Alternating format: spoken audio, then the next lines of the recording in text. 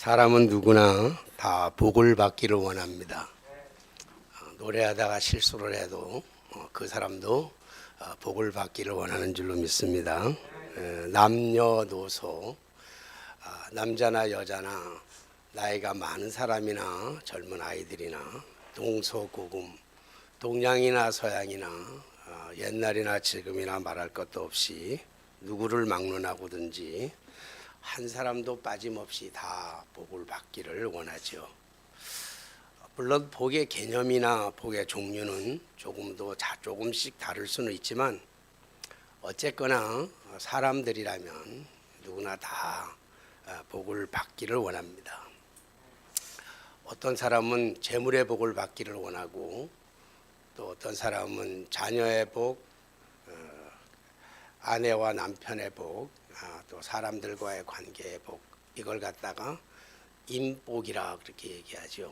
그래서 사람은 재물의 복을 원하는가 하면 인복을 원하기도 하고, 그리고 건강의 복을 원하기도 하는가 하면 지혜와 지식의 복을 원하기도 합니다.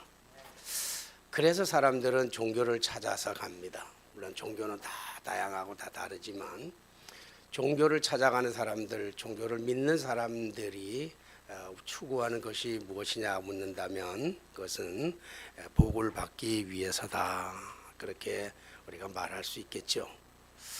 우리가 예수를 믿고 우리 교회를 다니고 오늘도 우리가 이 예배당에 나와서 예배를 드리는 이유, 그 중에 하나가 역시 우리도 복을 받기 위해서 여기에 나와 있다, 이렇게 얘기할 수 있습니다. 부정할 이유도 없고 부정할 수도 없는 일이지요. 그래서 이거를 잘못됐다고 얘기해도 안 되고 이것을 잘못했다고 말할 사람도 물론 없을 것입니다.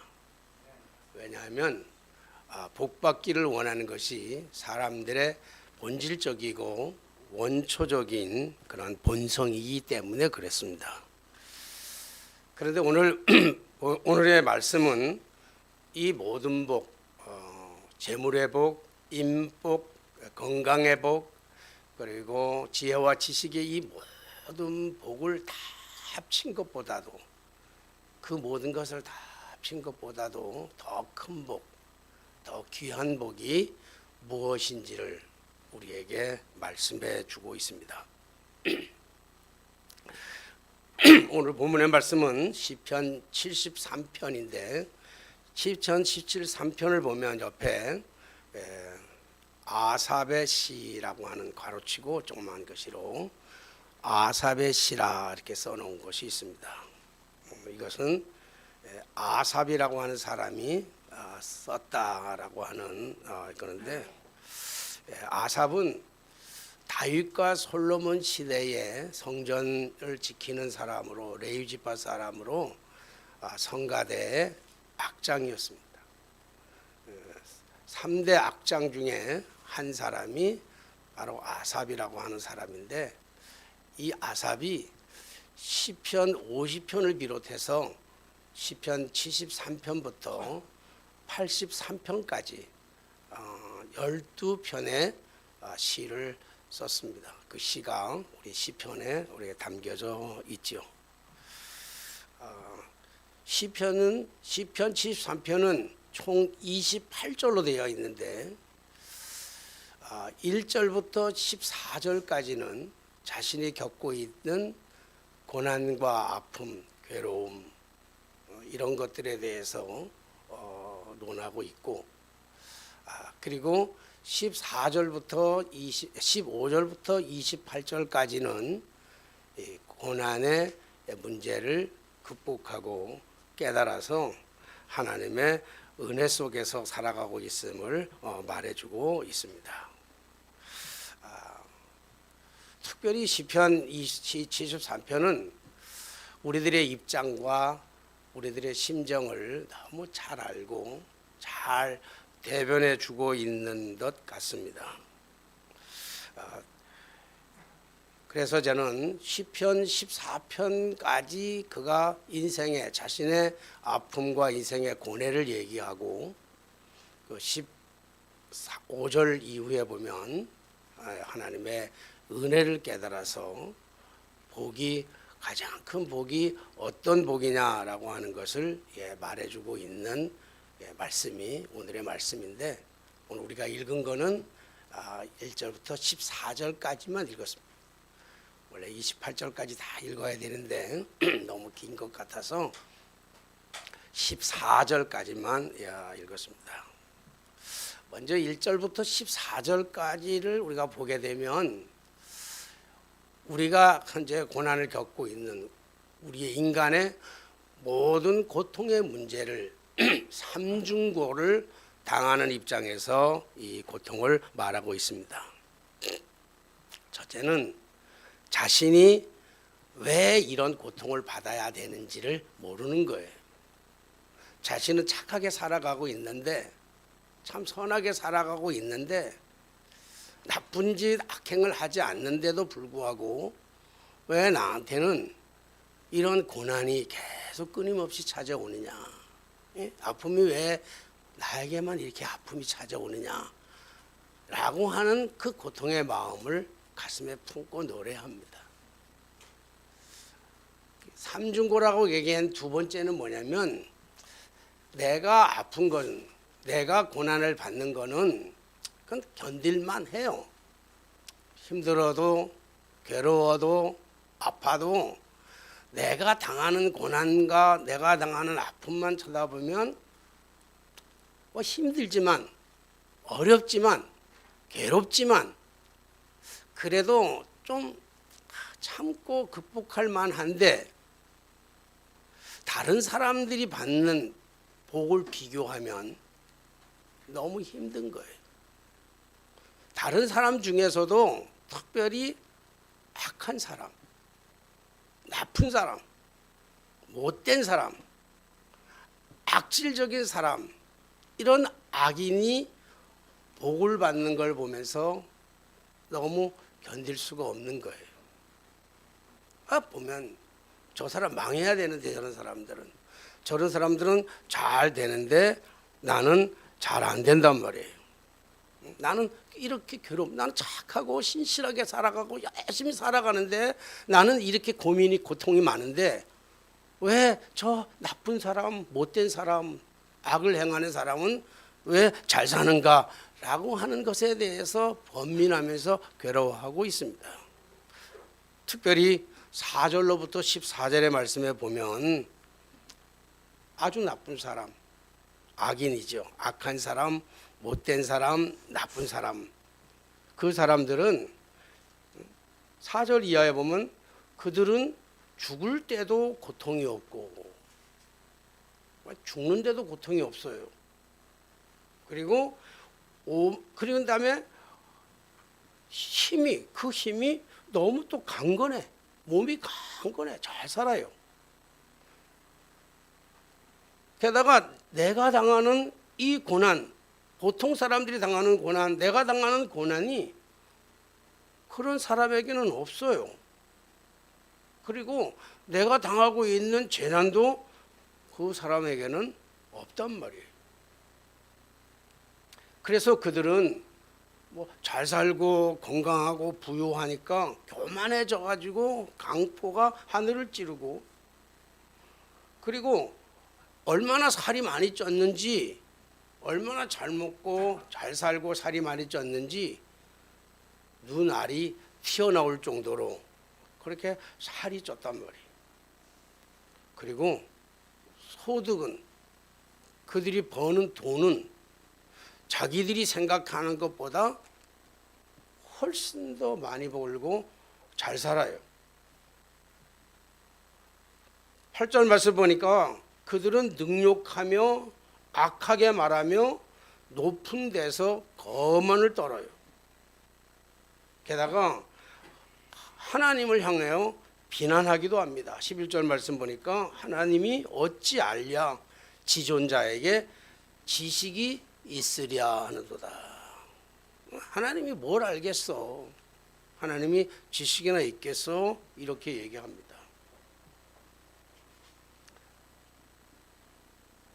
12절 말씀 보니까 이들은 악인이라도 항상 평안하고 재물은 더욱 불어나도다. 얼마나 밉상입니까? 얼마나 짜증나요. 이거 바라보면 우리들의 심정을 너무나 잘 알고 있어요. 거기에 비하면 나는 14절 나는 재난을 당하며 아침마다 징벌을 당하도다. 눈뜨기가 싫어요. 아침에 일어날 때마다 너무 힘들어서 너무 괴로워서 너무 아파서 정말 눈뜨기 싫을 만큼 그렇게 힘든 하루하루의 삶을 살아가고 있는데 저 나쁜 놈, 나쁜 사람들, 응? 악인들, 응? 정말 그냥 못된 저 인간이 살아가는 모습을 보니까 나하고 살아가는 것이 정반대란 말이에요. 너무 잘 살아. 너무 건강해. 말하는 것이 너무 빈정스러워요. 돈이 얼마나 잘 버는지 몰라. 돈이 많아가지고 생각하는 것보다 훨씬 더 잘 살아요. 그러니까 내가 힘든 것도 힘든 거지만 저 나쁜 사람이 더 잘 사는 것을 견딜 수가 없는 거예요.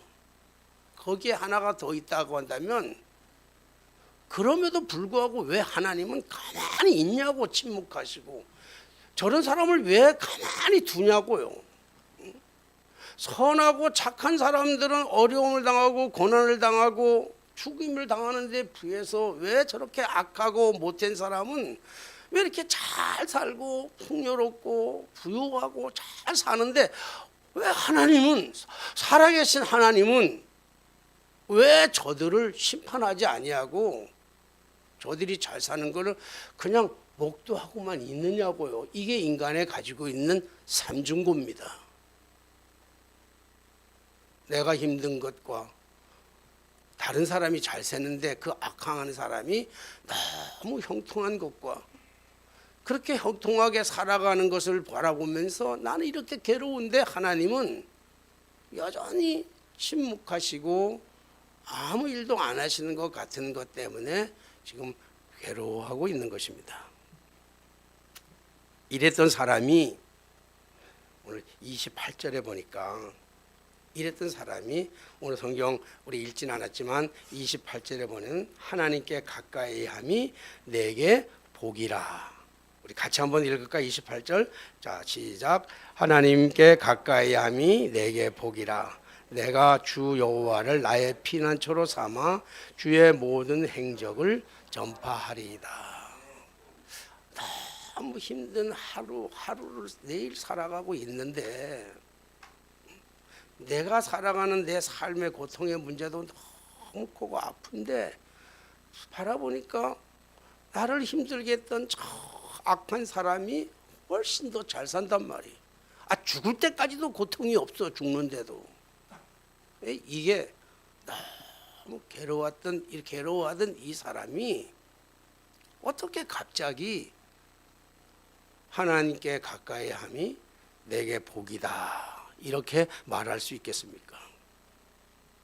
오늘 그는 하나님과 동행한다고 하는 것이, 하나님과 함께 한다는 것이, 하나님과 가까이 있다는 것이 그 어떤 복보다 가장 큰 복이다라고 하는 것을 고백하고 있습니다. 어떻게 하루아침에 이렇게 완전히 다른 사람으로 바뀔 수가 있을까? 정말 이게 가능할까? 오늘 그가 그렇게 바뀔 수 있던 근본적인 이유가 있다면, 그 해답이 있다면 어디서 찾냐면 17절에서 찾아볼 수가 있습니다. 17절. 오늘 읽진 않았지만 17절 말씀 우리 같이 한번 읽어보겠습니다. 17절 있나요? 17절 시작. 하나님의 성소에 들어갈 때야 그들의 종말을 내가 깨달았도다. 하나님의 성소에 들어갈 때 그들의 종말을 내가 보았다 이렇게 얘기합니다. 그래서 제가 늘 말씀드립니다마는 은혜 중에 가장 큰 은혜가 무슨 은혜라고요? 우리 최혜점 집사님은 대답해야 되는데 수요일날 늘 수요일마다 얘기를 하는데 하나님의 은혜? 은혜 중에 가장 큰 은혜가 하나님의 은혜인데 맞죠? 그 하나님의 은혜가 맞는데 그 하나님의 은혜 중에서도 제일 큰 은혜가 뭐냐라고 하는 것은 은혜 중에 가장 큰 은혜는 깨닫는 은혜입니다. 깨닫는 은혜. 네, 복 중에서도 가장 큰 복도 사실 만남의 축복이라고도 얘기하지만 그 만남의 축복도 깨달아야 알 수 있는 거예요. 그러니까 깨닫는 것이 가장 큰 은혜입니다. 사랑하신 성도 여러분, 여러분들이 지금 힘들다고 느끼는 이유, 여러분들이 불행하다고 느끼는 이유가 뭘까요? 여러분들은 어떤 복을 원하시며 여러분들은 지금 왜 안 힘들면 상관은 없는데 불행하지 않고 나는 많이 행복하다 그러면 상관은 없는데 만약에 내가 좀 힘들고 어렵고 내 삶이 괴롭고 좀 불행하다 느껴진다면 무엇 때문에 불행하다고 느끼시나요? 가진 것이 없기 때문입니까? 가진 것이 모자라서 그래요? 내 건강이 나빠서 그래요? 내가 이루고 싶은 일도 있고 목표도 있고 계획도 있는데 그런 것들이 이루어지지 아니하고 자꾸 미루어지기 때문에 우리가 힘들고 우리가 불행하다고 생각하시나요? 가진 것이 없어서 가진 것이 모자라서 건강이 나빠서 내가 이루려고 하는 것들이 못 이루어졌기 때문에 불행한 것이 아니고 우리가 그 속에서 깨닫지 못했기 때문에 불행한 거예요. 그래서 은혜 중에 가장 큰 은혜는 무엇이냐면 깨닫는 은혜라고 하는 것입니다. 악인의 삶이 나쁜 사람들이 살아가는 게 삶의 모습이 정말 비유에 꼴릴 만큼 정말 못된 사람이 어떻게 저렇게 잘 사냔 말이에요. 어떻게 저렇게 행복한 것처럼 살아가냔 말이에요. 눈에 보기에는 다 잘 살고 잘 되는 것 같이 모두가 다 형통하게 보이는 것 같지만 오늘 17절 말씀이 뭐냐고 하냐면 그 종말은 결국 뭐예요? 그 종말은 패망일 수밖에 없다는 거예요. 그 종말은 멸망할 수밖에 없다. 그렇게 얘기하고 있습니다. 처음에 그들이 살아가는 것이 악인들의 형통을 하나님은 결단코 부끄하지 않는다고 하는 말씀입니다. 그래서 시편 1편의 말씀에 보니까 악인의 형통이 마치 바람에 나부끼는 겨와 같도다. 그리고 마지막에 뭐라고 그럽니까? 의인의 길은 여호와께서 인정하시나 악인의 길은 망하리로다. 악인의 길은 영원히 망한다는 거예요. 그들의 형통함은 잘 사는 것 같고 좋은 것 같은 거지만 결국은 그 모든 것들이 다 바람에 날아가는 겨와 같은 것이다. 겨와 같은 것.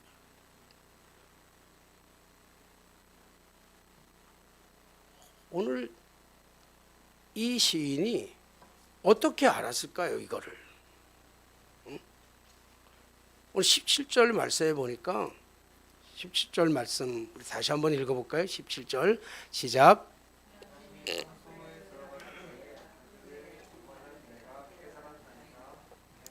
오늘 아삽은 고백합니다.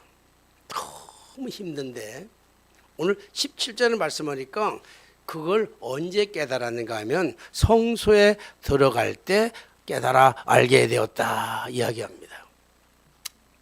사실 이 말씀만 봐도 한편으로는 이해가 잘 안 가요. 왜 안 갑니까? 오늘 아삽은 성전 안에서 성전을 지키는 사람, 레위 지파 사람으로서 성가대 악장이라고 말씀하셨잖아요. 그러니까 매주 성소에 들어갔던 사람입니다. 성소에 한두 번 들어갔던 사람들이 아닙니다. 그의 삶이 날마다 고통스러웠어요. 하루하루가 고통스럽단 말이에요. 삼중고로 겪는 그 고통으로 인해서 하루하루가 힘들고 어렵고 아프고 괴로웠어요. 그 하루하루의 삶처럼 매일같이 성소를 드나들었는데 어떻게 이제서야 깨달았냐는 거예요.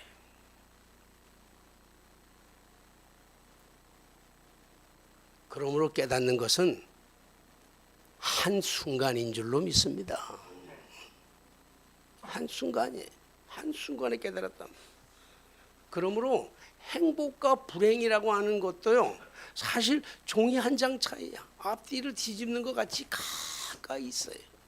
깨닫는 것도 한순간에 깨닫는 것처럼 행복과 불행을 찾는 것도요, 우리가 한 장의 종이같이, 한 짤박한 종이같이 뒤집는 것처럼 가까이 있는 것을 우리가 알 수가 있습니다. 그렇다면 오늘 아삽은 성소에 들어갈 때 이 사실을 알았다고 했는데 성소에 들어가면서 무엇을 받겠습니까? 오늘 성경에는 안 나와 있으니까, 성경에는 안 나와 있다고 한다면 우리는 추론을 통해서, 상상력을 통해서 그때로 돌아가 보면서 아삽의 심정으로 우리가 가야 되잖아요. 아삽이 매같이 매주마다가 성전에 들어가면서 그 모든 것들을 보았음에도 불구하고 깨닫지 못하다가 어떻게 오늘 이때 성소로 들어가면서 오늘 하나님이 함께 하심이 내게 가장 큰 복이다, 하나님께 가까이 하는 것이 내가 가장 복인 것을 알게 되었고, 그리고 그 악인들의 형통함이라고 하는 것이 결국은 파멸이고, 결국 종말에 대해서는 모든 것들이 파멸될 것이라고 하는 사실, 황폐하고 전멸될 것이라고 하는 사실을 어떻게 알았을까라고 하는 거죠. 뭘 봤기 때문에. 이거 사실 제가 추론하는 거기 때문에 조심스럽기는 합니다만은 누가 근거로 제시한 건 없어서 그러는데, 오늘 아삽이 성전에 들어가면서 성소를 들어가면서 뭘 봤냐면 번제단에 드려진 희생양을 보았을 겁니다. 죽어있는 희생양, 각이 떼어서 가지고 각이 뜬 채로 죽어져 있는 희생 제물을 보았습니다. 여러분, 성소의 제단에 들어갈 때 번제단에 들어가 있는 그 짐승들, 양이나 송아지나 비둘기들은 왜 거기에 희생양이 되었습니까? 왜 죽었습니까? 몰라요? 알면서도 대답 안 하시는 거죠? 네? 왜 양들이, 왜 소들이, 왜 비둘기가 죽어가지고 각이 띄어가지고 번제단에 올라갔느냐고요? 왜 죽었습니까? 죄 때문입니다. 죄로 인해서, 우리의 죄로 인해서, 나의 죄로 인해서 대신 죽어 있는 저 짐승들을 바라보면서 하나님은 죄를 얼마나 미워하고 있는지를 깨달았단 말이에요. 그러니까 악인들이 살아가는 지금의 삶의 형편이 다 형통하고 다 잘 되고 정말 눈이 튀어나올 만큼 강건하여 살이 쪘다 할지라도 그들의 종말은 결국은 저 희생양처럼 저기 죽어서 있는 것처럼 종말은 저렇게 될 것이다 라고 하는 것을 그가 목도했기 때문에 그러는 거예요. 우리가 안 갚아도 되는 거죠. 하나님이 죄를 얼마나 싫어하는지, 하나님이 악인들을 얼마나 싫어하는지. 죄의 값이 뭐예요? 죄의 값은 얼마나 되나요? 죄의 값이 얼마죠? 죄값 치르려면 얼마 내야 돼요? 사망밖에 없는 거예요. 악인의 길은 멸망이란 말이에요. 사망이란 말이에요. 오늘 그걸 보았어요. 악인의 마지막 모습을 그 번제단을 지나다가 죽어있는 짐승들의 모습 속에서 그렇게 차복하게 죽어갈 악인들의 마지막의 종말의 모습을 그가 보았기 때문에 그래요. 그렇기 때문에 악인의 형통을 부러워할 것도 없고 증오할 것도 없고 괴로워할 것도 없다. 왜냐하면 그들의 종말이라고 하는 것은 19절 말씀입니다. 19절 한번 읽어볼까요? 19절 여러분들이 같이 읽겠습니다. 시작. 그들이 어찌하여 그리 갑자기 황폐되었는가? 놀랄 정도로 그들은 전멸하였도다. 놀라울 정도로 갑자기 망하는 거예요. 잘 되는 것 같지만, 안 보이는 것 같지만 깨닫고 나니까 보이기 시작하는 거예요. 여러분, 우리가 살아가면서 우리의 일상 속에서 매일 보고 지나다니는데도 우리가 관심이 없으면 안 보여요. 수천 번, 수만 번 봤음에도 불구하고 그 만지면서 지나갔다 할지라도요, 우리가 관심이 없으면, 깨닫지 못하면 보이지가 않는 거예요. 우리가 깨닫지 못하면요, 하나님이 안 보이는 거예요. 하나님은 여전히 우리 곁에 계시는데, 누가 전화를 왔어요, 나한테. 하나님이 어디 계시냐고. 하나님이, 목사님, 하나님은 어디 계십니까? 그러더라고요. 하나님은, 내가 대답을 했어요. 하나님은 과거에도 계시고 현재도 계시고 미래에도 계시고, 하나님은 저 우주 공간 저 높은 하늘에도 계시고 이 땅에도 계시고 이 주변에도 계시고 내 마음 안에도 계신다. 아멘입니까? 하나님은 무소부지하신 분이에요. 안 계시는 데가 없단 말이에요. 모르는 게 없는 그런 하나님이야. 다 알고 계셔요. 하나님은 지금도 우리의 곁에서 세밀하게 말씀하고 계시는데 깨닫지 못하니까 안 보여요. 하나님이 깨닫지 못해서 하나님이 안 보이니까 하나님이 없다고 얘기하는 것이고요, 하나님의 음성이 안 들려요. 깨닫지 못하니까 하나님의 음성이 안 들리니까 하나님의 소리, 하나님은 여전히 침묵하고 계신다고 우리 얘기한다고요. 하나님은 살아 계신 줄로 믿습니다. 그리고 지금도 말씀하고 계셔요. 울고 있는 우리 곁에 다가와서 우리의 눈물을 닦아주시고 위로하시고 안아주시고, 여러분, 주님이 안아주시는 그 포근한, 그 포근함이 느껴지시나요? 저 멀리 계신 것 같아요. 하나님 그냥 저 멀리, 내가 오늘 정말로 울고 있는 내 눈물을 전혀 관심도 없이 저 멀리서 계시는 것 같아요. 아니, 오늘 다가와서 나를 안아주시고 포근한 당신의 품으로 안아주시고. 못 깨달으면요, 하나님은 저 멀리 계셔요. 근데 깨달으면 오늘 울고 있는 내 눈물을 닦아주시고 위로해 주시고 격려해 주시고 품어주시는 그 하나님이 보인다고요. 날마다 그러는데, 오늘 이 아삽이 그 고통 속에서, 그 아픔 속에서 그거를 보는 거예요. 깨닫고 나니까 다 보이는 거예요. 그래서 은혜 중에 가장 큰 은혜는 깨닫는 은혜라 그러는 거란 말이에요. 오늘 깨달아지는 놀라운 은혜와 축복이 저와 여러분들 사이에 있어지게 되시기를 주님의 이름으로 축복합니다. 그럼 오늘 우리가 뭘 깨달아야 되냐고요. 오늘도 우리가 깨달아야 되는데, 그럼 우리는 뭘 깨달을까? 오늘 아삽은 성소에서 깨달았는데, 성소를 가기 위해서 성소로 들어가다 번제단 위에 있는 희생양을 보면서 깨달았는데, 지금 우리에게는요, 성소도 없고 번제단도 없잖아요. 이거 예배당이죠. 이거 예배당, 그죠? 예배당. 여러분, 성소는 건물이 아니에요.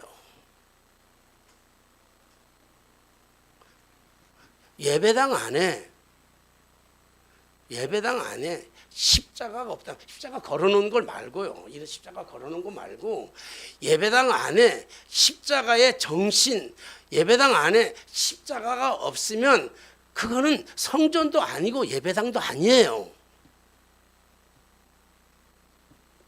여러분 유럽에 가면 지금 유럽에 가면요 그 화려했던 어마어마한 그 교회들이 술집으로 바뀌고 카페로 바뀐다고요.